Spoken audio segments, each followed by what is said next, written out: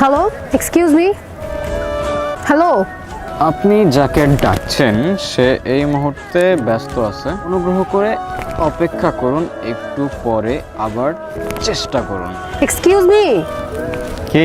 Actually আমরা আজকে সকালে সব ফ্রেন্ডরা মিলে কক্সে আসি।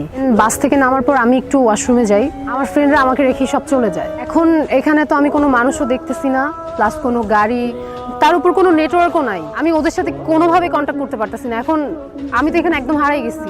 ইস, কি লাক আপনার।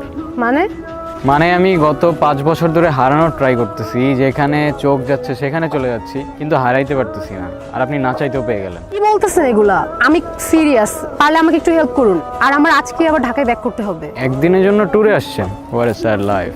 হ্যাঁ, আমার স্যাড লাইফ। আপনার কোনো সমস্যা? আমার আবার কিসের সমস্যা? Can you please help me? Yeah sure, tell me how can I help.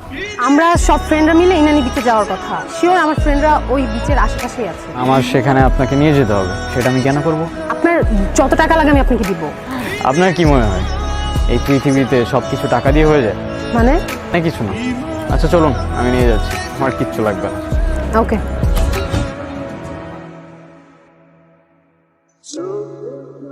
আচ্ছা, আপনি কোথায় যাচ্ছিলেন? কোথাও না, আবার অনেক জায়গায়। মানে? এই তো সময় যেদিকে যাচ্ছে আমিও সাথে সাথে চলে যাচ্ছি। বাই দ্য ওয়ে, আমি স্টপ। এই জায়গাটার সাথে না আমার অনেক পুরনো একটা সম্পর্ক আছে। কেমন?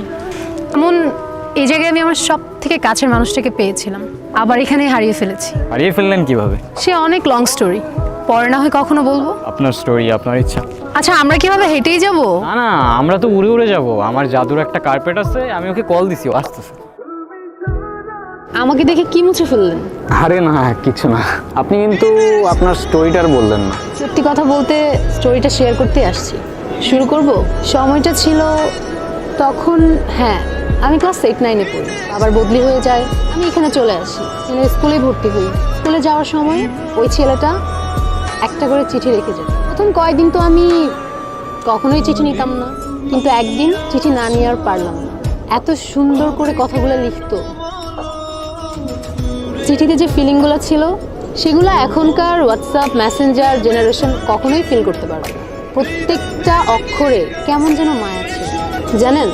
ও প্রত্যেকটা দিন চিঠি লিখতো, প্রত্যেকটা দিন। আর এত সুন্দর করে চিঠি লিখতো, আগেই তো বললাম প্রেমে পড়তে আমি বাধ্য হয়ে যাই।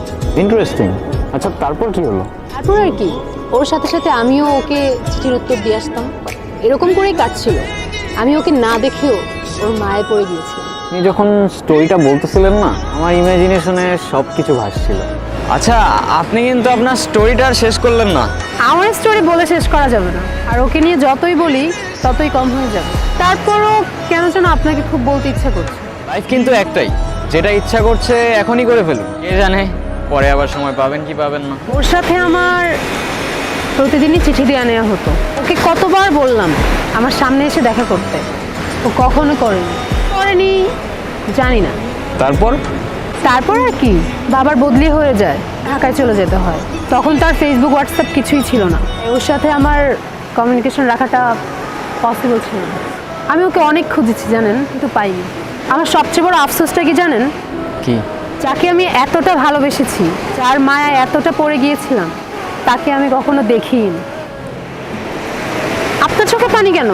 কিছু না, এমনি। আপনি ওকে খুব ভালোবাসতেন তাই না? ওই ছেলেটাকে বিয়ে করছেন যে? ওর সাথে আমার ফ্যামিলিগত বিয়ে, যে দেশি কালচার, বিয়ে তো একটা করতেই হবে।